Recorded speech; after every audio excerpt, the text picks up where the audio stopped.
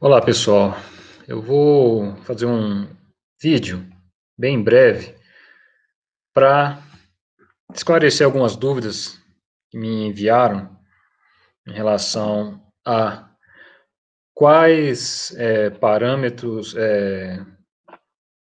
ao que corresponde cada uma das fórmulas que foram apresentadas no roteiro, em relação a fendas, em relação a difração em fendas, né? Fenda simples, fendas múltiplas. Então, ilustrando aqui, aqui a gente tem um padrão de fração interferência, né? Padrão de fração na fenda múltipla. Em preto, esse preto pontilhado, né? Tracejado, é a envoltória correspondente à difração. Então, vocês podem ver pela seta aí. E esse vermelho na verdade, vocês não vão ver essa parte no anteparo, né? Essa envoltória, ela só está aqui para ajudar a visualizar o papel da difração. O que vocês veem realmente é essa parte vermelha, que contém tanto o efeito da difração quanto a interferência. Eu vou usar esse padrão que eu simulei para esclarecer o que corresponde a cada uma das fórmulas que a gente apresentou no roteiro. Aqui, ΔY, né, só para esclarecer o que vai ser cada um desses parâmetros. Lambda, Z é a distância entre o anteparo e a fenda. Lambda é o comprimento de onda. Se lambda maiúsculo, separação entre os máximos primários. O que são os máximos primários? São esses máximos maiores aqui. E máximos secundários são esses máximos pequenininhos. B, a largura das fendas. E H, a separação entre as fendas. Então, nessa primeira fórmula aqui, ΔY, né, sendo que Y é a coordenada no anteparo, a coordenada transversal, né, ΔY é igual a 2 lambda Z sobre B. ΔY corresponde à separação entre os dois primeiros mínimos do padrão de difração. Então, portanto, eu ilustrei ele com essa linha tracejada. E aqui, o primeiro máximo, o primeiro mínimo, e para um lado, né, para o lado positivo, e o primeiro mínimo para o lado negativo, correspondente ao 1 menos 1. Então, essa separação corresponde a ΔY, que a gente chama da largura do máximo principal de difração. Ok? Agora aqui, o que está sendo representado? Esse lambda maiúsculo, que é a separação entre os máximos primários adjacentes. Né? Então, o máximo primário e o próximo máximo primário. Ok? E o que seria esse ΔY? Ele é a largura de cada um dos máximos primários. E ela corresponde a esse número Z lambda sobre NH. Ok? Na verdade, essa é a largura, não, correto. Largura independente de qual máximo nós estamos falando. Agora eu vou mostrar para vocês variar esses parâmetros e ver como em tempo real, como que mudam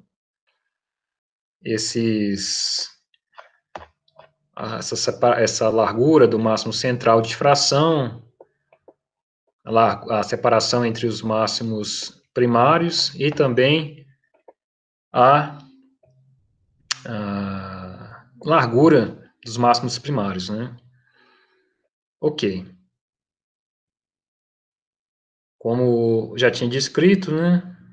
Como eu havia descrito antes, B, esse parâmetro B vai ser a largura da fenda.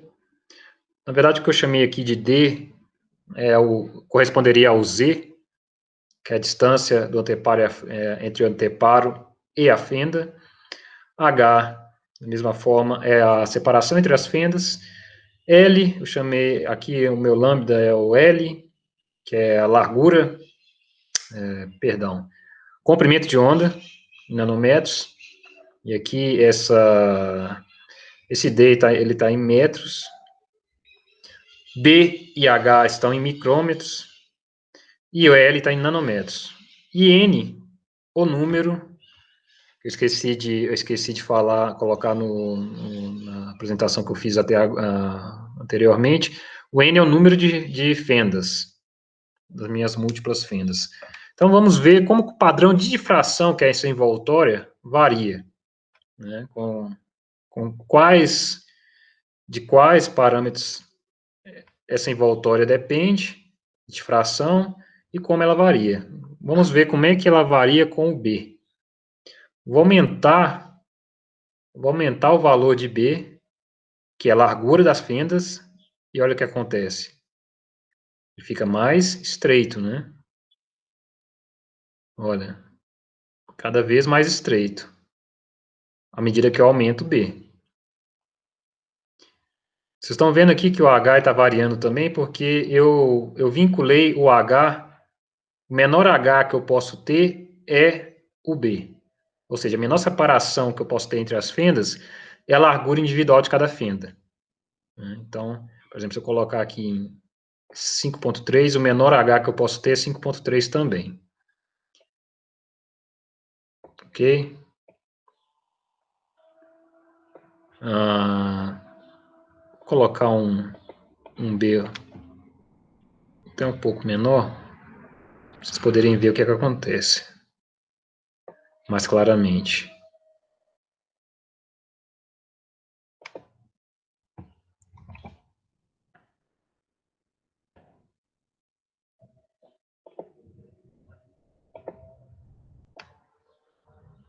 Então, olha, o máximo de fração, quanto menor a largura, mais larga é a difração. Né? Ok. Então, vocês podem ver que a separação está de acordo com que a gente viu que a largura, né?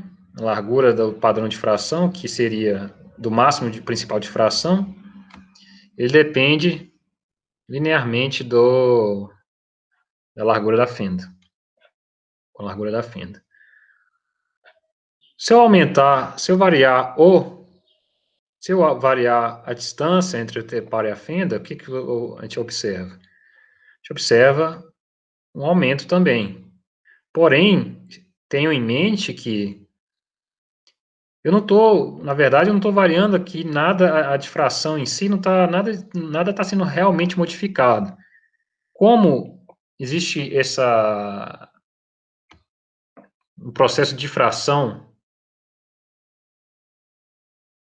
a luz que incide nessas regiões, ela vem em ângulo, você imaginar que ela está vindo daqui de cima, né?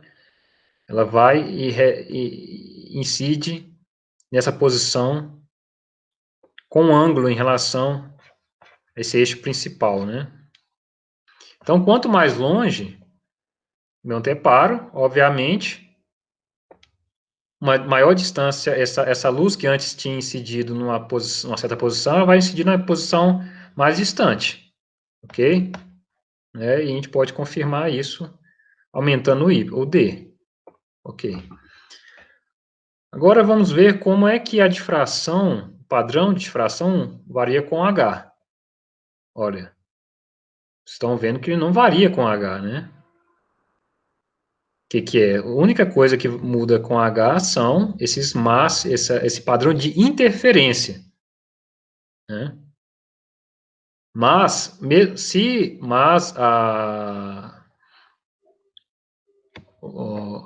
o número, a envoltória de difração, ela não é alterada pela separação entre as fendas. Ok? E, vou mudar esse H, voltar para um valor mais conveniente. E vamos ver o que, que acontece variando o L, né, que é, no caso aqui é o lambda, o comprimento de onda. Aqui, no caso, a gente tem 500 nanômetros. E à medida que eu vario, estou variando esse comprimento de onda, olha só. Aumentando o comprimento de onda, o padrão, a envoltória, ela está ficando mais larga, né? Os máximos primários também estão se distanciando, mas a gente vai avaliar o comportamento deles separadamente depois. No caso aqui, vamos concentrar na envoltória de fração. Olha. Lembrando que, na verdade, o que nós estamos vendo é essa parte vermelha, né? Mas a teoria nos diz que ela vai ela vai ser limitada por essa linha tracejada que corresponde, que vem da parte de fração em fenda única. Por isso que, como eu já falei antes, ela está aqui para ilustrar isso. Enfim, e o número de fendas? Vamos ver? Olha só, aumentando o número de fendas, nada acontece, novamente, nada acontece com a envoltória de difração, né? Fenda única. Ela só altera o formato da parte de interferência, ok? Maravilha. Então vamos agora vamos concentrar agora na parte de interferência. Novamente eu vou variar, começando da largura. Olha só, variando a largura, interessante que variando a largura da fenda, o padrão, a parte de interferência, ela não é modificada. Ela, na verdade, ela é modificada em termos da intensidade. Mas largura, posição Y e número de máximos secundários não é alterado. Parem bem nisso, né? Como a envoltória muda, realmente ele vai modificar a razão entre as intensidades dos máximos primários, mas seus parâmetros principais não são alterados.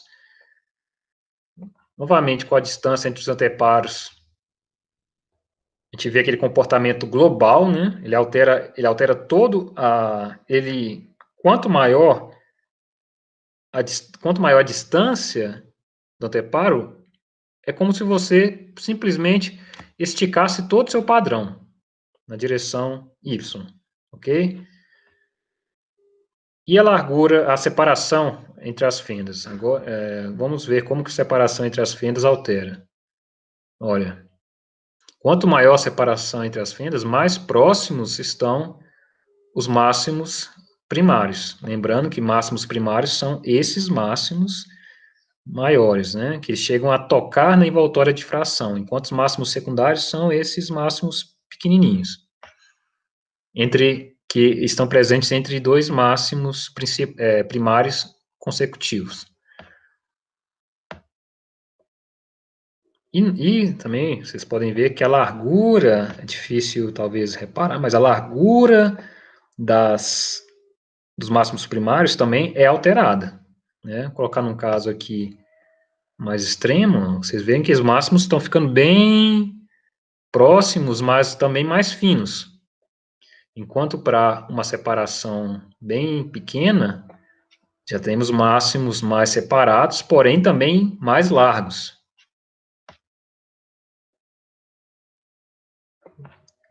Em relação ao comprimento de onda, vamos ver. O comprimento de onda também ele altera o padrão como um todo, né? Mas aqui realmente a difração está mudando, né? Não é só uma questão de observar da posição onde estamos observando a difração.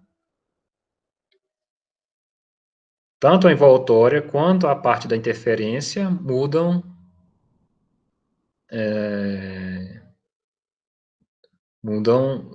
junto, né? de forma sincronizada. E agora, vamos ver como é que a interferência muda com o número de fendas, né? Concentrando agora na parte de interferência.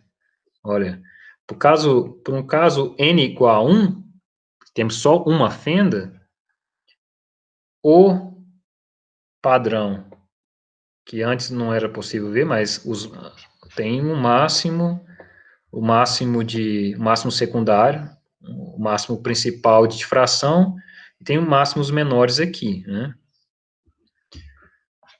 Com n igual a 0, com n igual a 1, uma fenda somente, n igual a 0 não tem fenda, né? N igual a 1, a parte vermelha, né, a curva vermelha coincide com aquela curva tracejada. Agora, n igual a 2, nós já temos a envoltória de difração, e dentro dela, que é o que você realmente vê no anteparo, a parte de interferência.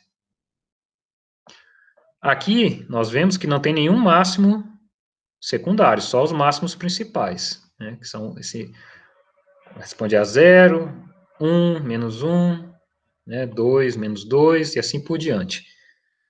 Para n igual a 3, nós temos os máximos nas mesmas posições, porém mais finos, e nós agora começamos a ver máximos secundários. Para o n igual a 3, nós temos um máximo secundário entre os máximos primários. Agora, para n igual a 4, nós vemos que a posição dos máximos continua a mesma, porém com larguras a largura ainda mais fina, e agora nós temos dois máximos secundários. E à medida que nós aumentamos o n, nós percebemos que nós confirmamos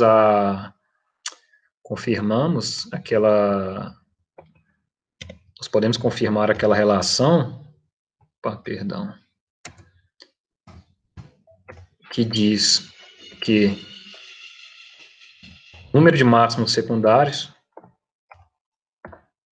é igual ao número de fendas menos 2, né? Ou seja, aqui está confirmado, n igual a 5, nós temos 1, 2, 3 máximos secundários.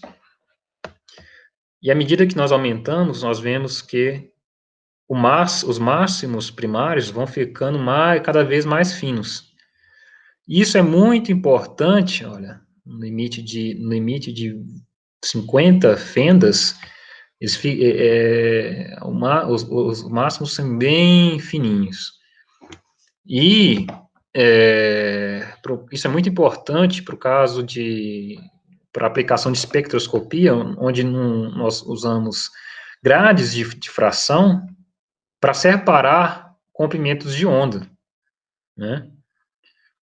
No plano, na posição, no lugar do anteparo, é posto uma série de detectores bem pequenos, onde cada detector vai corresponder a uma faixa de comprimentos de onda, né? Essa faixa de comprimento de onda vai te dar a resolução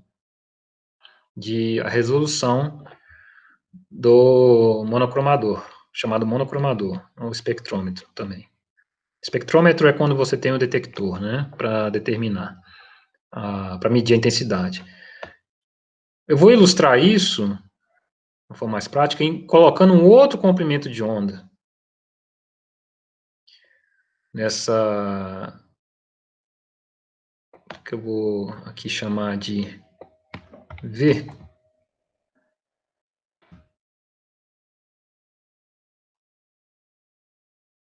Na verdade, tinha esquecido de... Opa. Isso, tem que introduzir a variável.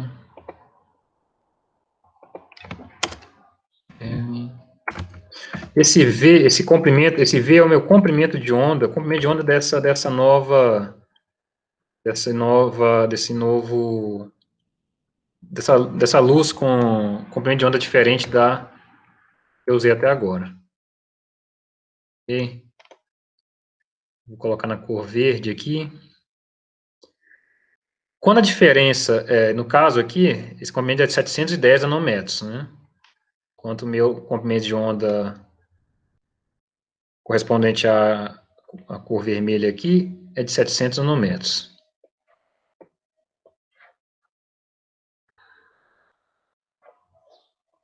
Bem, ao invés de eu colocar menos, né? Menos 10, ainda não foi suficiente para vocês verem a separação, vou colocar menos 30. Agora vocês já começaram a ver aqui que os máximos da cor do comprimento de onda 670, no caso aqui, eles já começaram a cair separados do comprimento de onda de 700 nanômetros. Né? Para ficar mais claro ainda, vou fazer uma diferença de 50 nanômetros. Então aqui, ó, vocês estão vendo que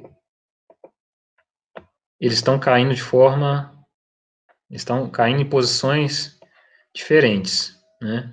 Essa é a base do nosso, para fazer, é a base para se fazer a detecção dos comprimentos de onda usando espectrômetros.